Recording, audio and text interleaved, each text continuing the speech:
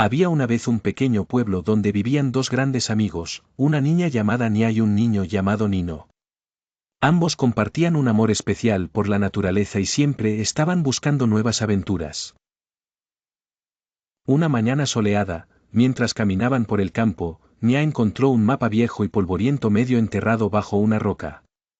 «Mira esto, Nino», exclamó emocionada, «parece un mapa del bosque encantado». Nino, con la curiosidad brillando en sus ojos, respondió, «Vamos a explorar, Nia. ¿Quién sabe qué tesoros encontraremos?». Así, con el mapa en mano, los dos amigos decidieron adentrarse en el bosque encantado al día siguiente.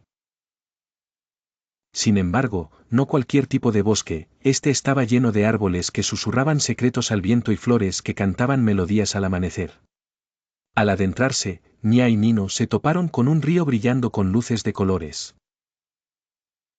Sorprendidos, decidieron cruzarlo saltando de roca en roca.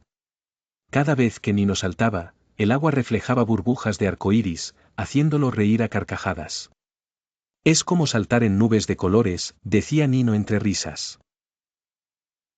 Siguieron el mapa hasta llegar a un claro donde encontraron un árbol acumulando libros antiguos. «¡Guau! Un árbol de conocimiento», susurró Nia emocionada.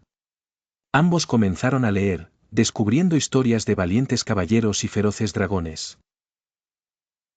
En ese momento, oyeron un suave zumbido detrás de ellos. Era una abejita mágica, que al parecer, era la guardiana de aquel árbol tan especial. «Bienvenidos, Nia y Nino», dijo la abejita con voz amistosa. «He estado esperando por unos aventureros como ustedes para mostrarles el secreto del bosque». Intrigados, los niños siguieron a la abejita a través de un sendero cubierto por magníficas flores brillantes hasta llegar a un hermoso lago cristalino. El lago tenía una pequeña isla en el centro con una fuente que emanaba agua dorada. «Este es el corazón del bosque encantado», explicó la abejita, «sus aguas mágicas mantienen vivo todo el bosque». Pero recuerda, el verdadero tesoro es cuidar de la naturaleza y aprender de sus maravillas. Nia y Nino entendieron que su misión no era llevarse el agua dorada, sino proteger este lugar tan especial. Agradecieron a la abejita por su sabiduría y prometieron regresar para cuidarlo.